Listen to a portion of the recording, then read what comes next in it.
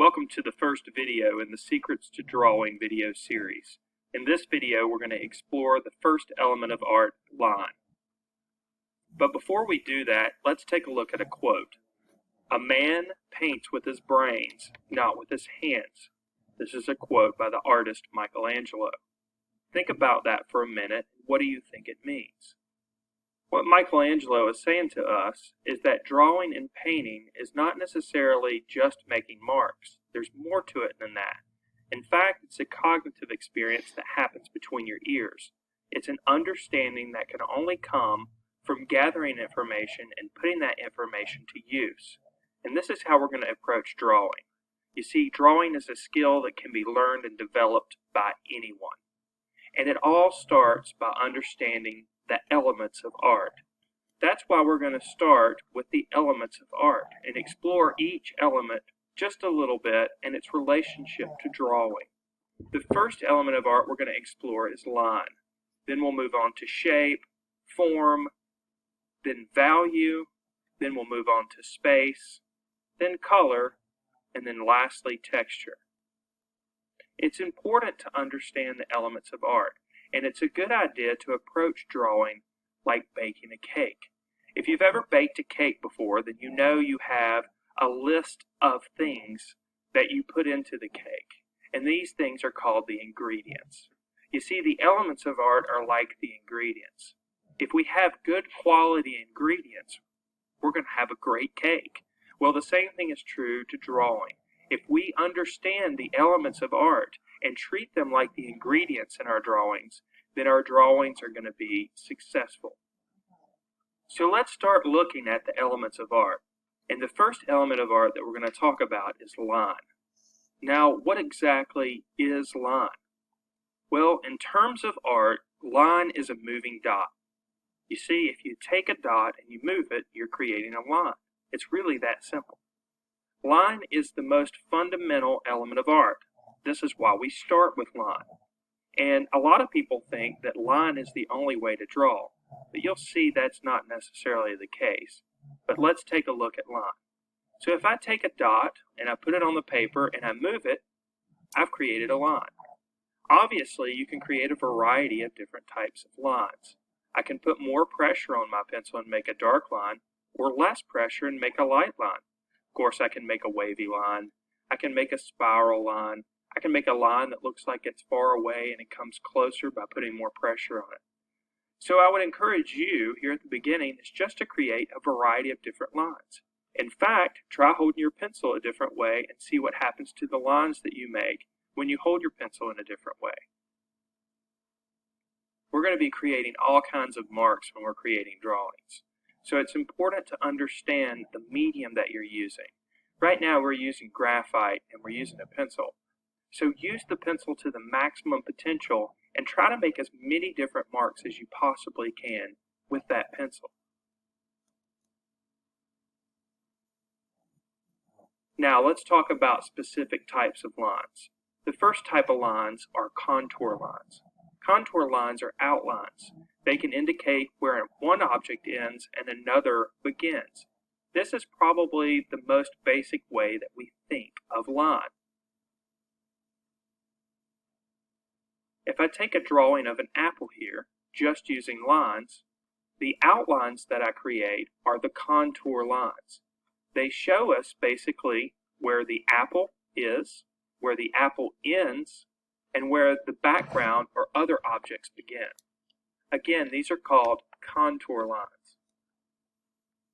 Now, a lot of people mistakenly believe that whatever material you're using is the only thickness of line that you can create. That's not true. You see, line quality is the thickness or thinness of a line. It can be used to indicate shadow and create the illusion of form in a drawing just by using a line. So it's really important to use a variety of thickness or thinnesses of line in your drawings.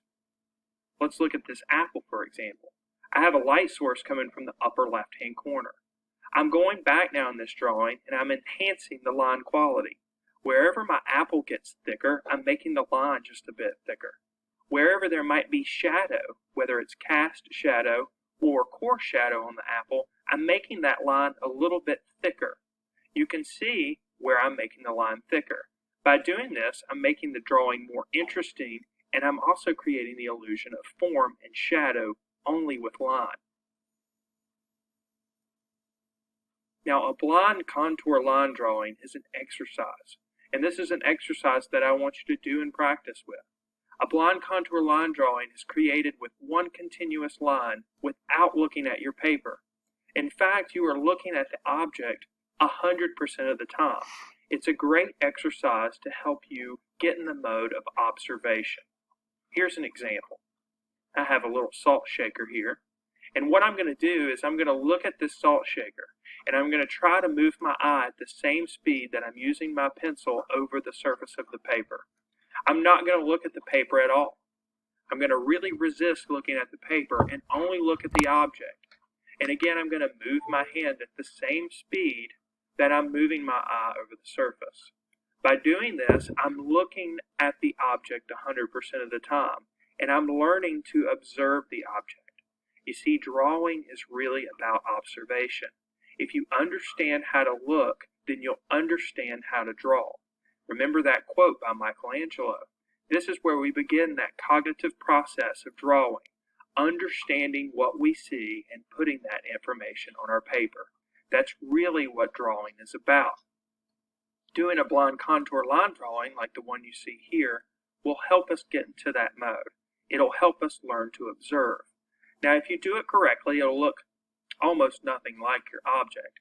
In fact, it'll look like you did a drawing in an earthquake. But that's okay. Remember, it's an exercise. You see, drawing is at least 50% observation. In fact, in the blind contour line drawing, we spent 100% of our time looking at the object. Now, just imagine if we spent half of our time really observing the object and the other half of the time drawing. This is how you should approach drawing. So many people don't look at objects when they draw, and that's a mistake. Now I'm going to revisit the salt shaker, except this time I'm going to look at the object 50% of the time and make marks on my surface the other 50% of the time. Now what I mean by that is not just stare at the object for about 3 minutes and then take the next 3 minutes to try to remember everything that I've seen and make those marks on the surface. That would be crazy. Instead, I'm going to look at the object, gather information, small bits of information, and then put that information on my paper. In fact, all the answers that I need are on that object. All I have to do is look at the object, look at the relationships that happen on the object, and then make those marks on my surface. All the information is there for you. All you have to do is look for it and find it. Now that I've got my contour line drawing completed, I'm going to go back and I'm going to enhance the line quality. Remember, line quality is the thickness or thinness of the line. So I'm going to look at the object and decide where the object gets thicker and where it gets thinner. I may choose to make the line thicker where the object gets thicker. Another way that I'll evaluate where to add more thick lines and enhance my line quality is where there might be shadow, whether that's cast shadow or coarse shadow on the object. Wherever there is shadow on the object, I might make that line a little bit thicker to create that illusion of shadow.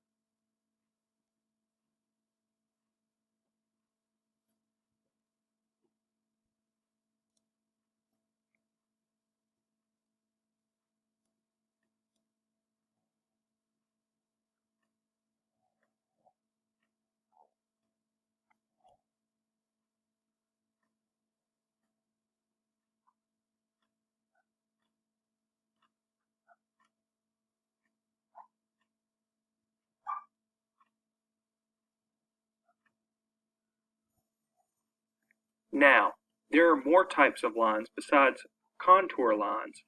These are called cross-contour lines.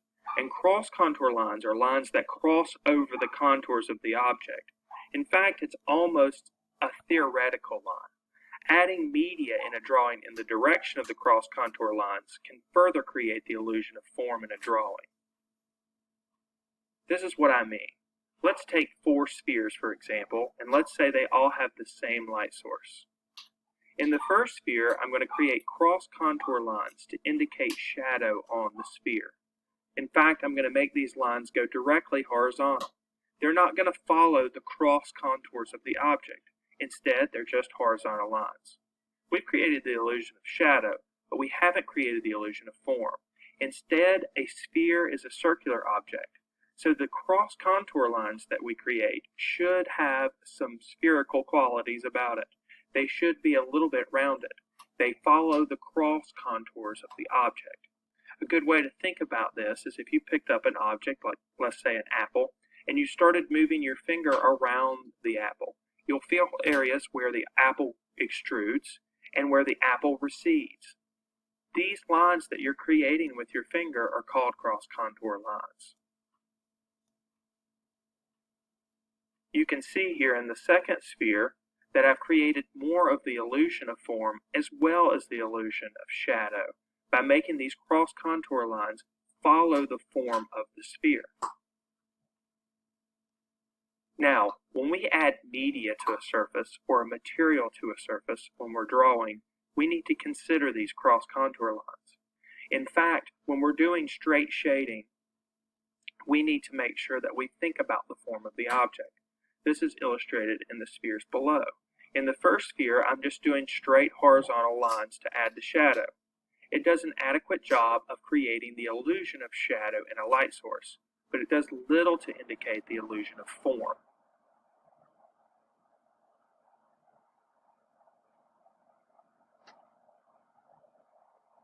If, however, we follow the cross contours of the object when we add our value and shadowing, we can go further in creating the illusion of form. Remember, drawing is the creation of an illusion. We're creating the illusion of a three-dimensional object on a two-dimensional surface. So we need to use everything in our power to create that illusion. Using cross contour lines will go a long way in creating that illusion of form for you. Now in this example, I'm using graphite and a pencil, but this is true in any other medium. In fact, it works in painting as well. Cross contour lines are very important in creating the illusion that you are desiring. Yet so many people don't even know about them, but you do now. So make sure that you use cross contour lines when you're adding any type of value or any type of shadowing or media to your surface. So what exactly did we learn today? Well, first we learned that line, in terms of art, is a moving dot. Secondly, we learned that contour lines are outlines. They can indicate where one object ends and another object begins.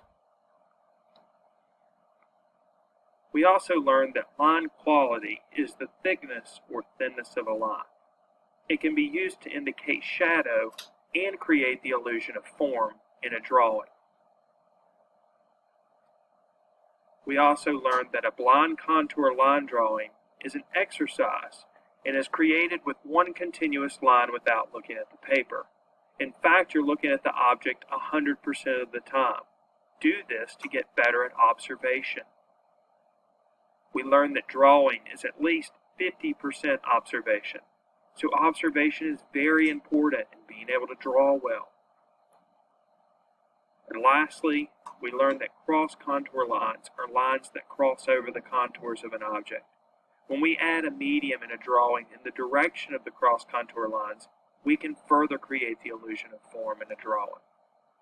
In the next video, we're going to take a look at shape, the next element of art, and we're going to learn how we can put shapes together to draw any